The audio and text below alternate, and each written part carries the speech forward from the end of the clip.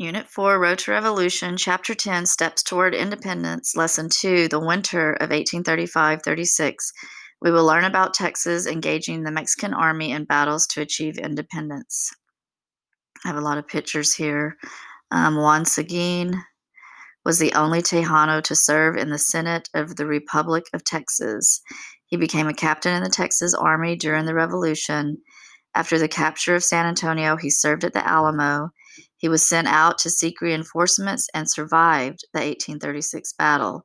At the Battle of San Jacinto, Seguin led the only Tejano unit that fought along with Sam Houston. He returned to San Antonio and served as the city's military commander.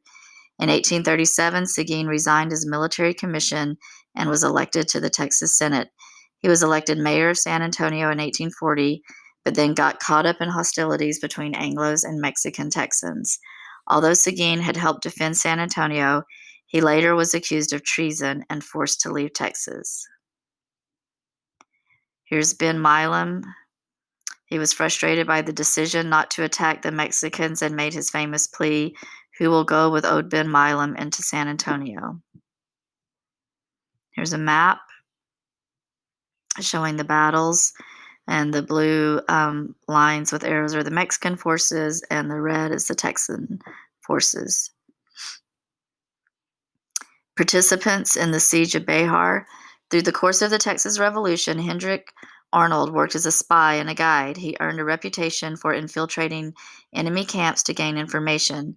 At times, he would disguise himself as a runaway slave. During the Siege of Behar, Arnold guided Ben Milam's column into San Antonio, while Deaf Smith, his father-in-law, led the other column. Both were cited in the Texan official report of the battle for their valuable service. Ben Milam was a soldier, entrepreneur, and colonizer who first came to Texas in 1819 as part of James Long's filibuster expedition.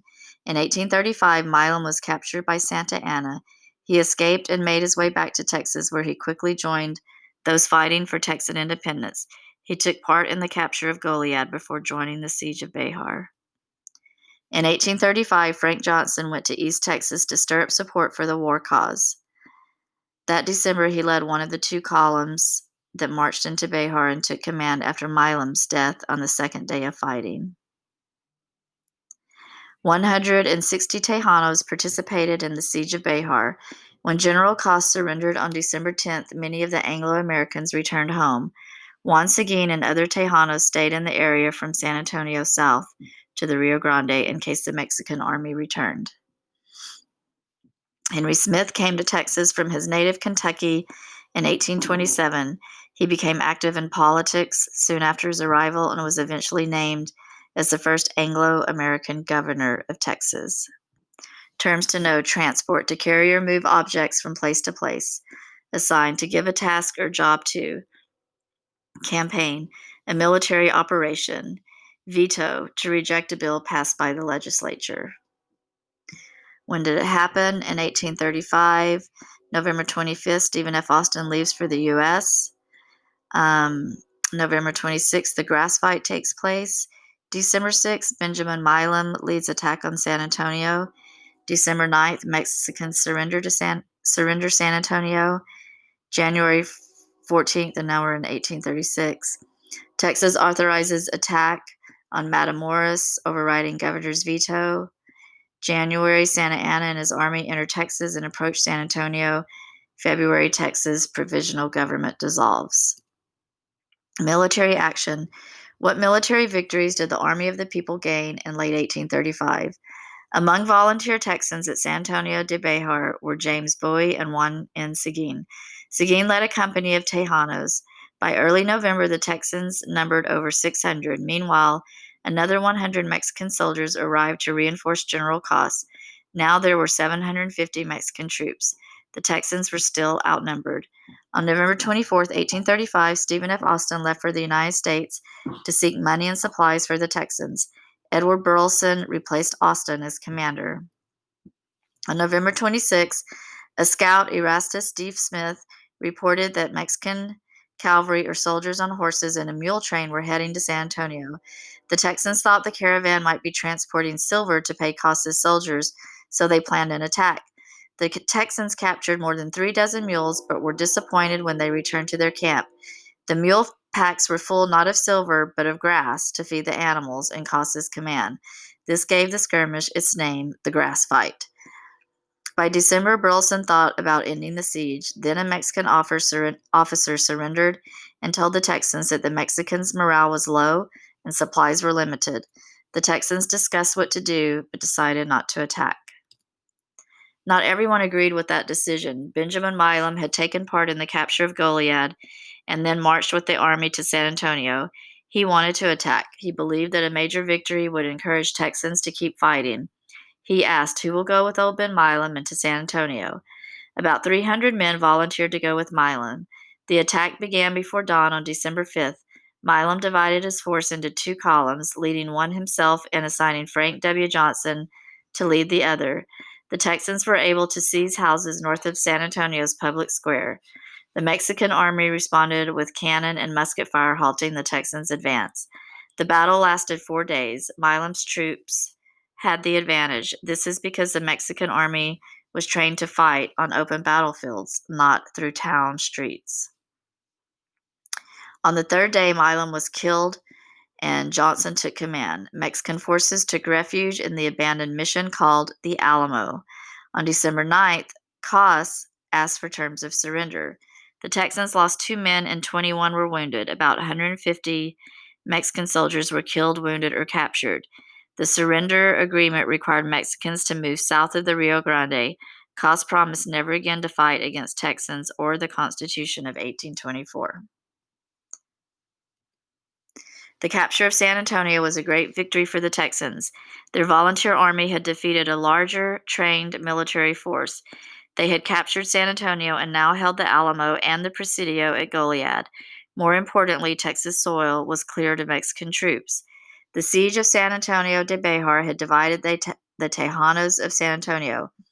Most stayed neutral, some helped Coss, and more than 100 joined the Texan volunteers.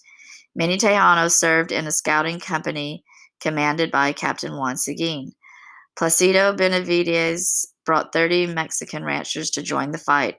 Manuel Flores volunteered to serve under Seguin, his brother-in-law.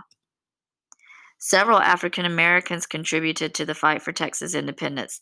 Hendrick Arnold, a free African American, served as a guide to Milam's column in the fight for San Antonio.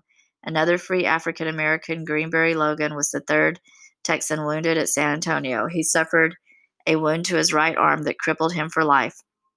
William Goins played a different role in the fight, but a very important one.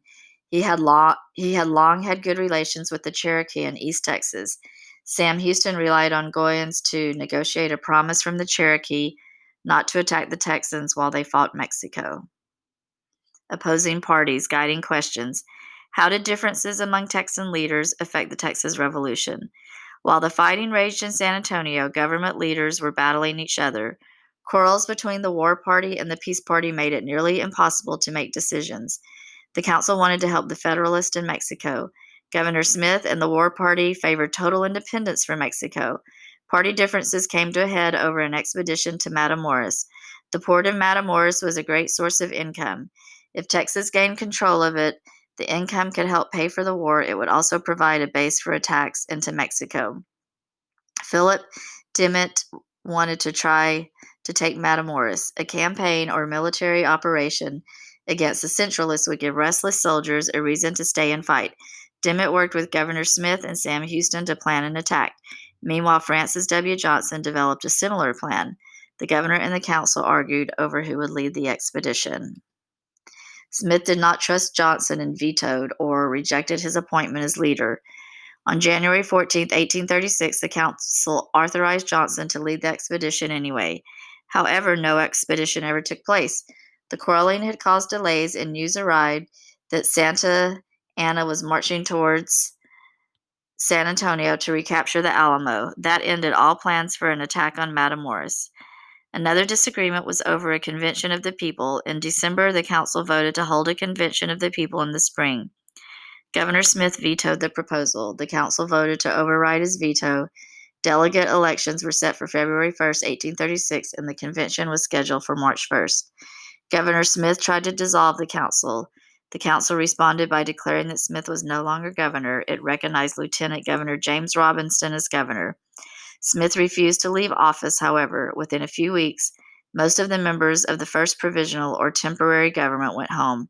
During the month of February 1836, Texas had no real government.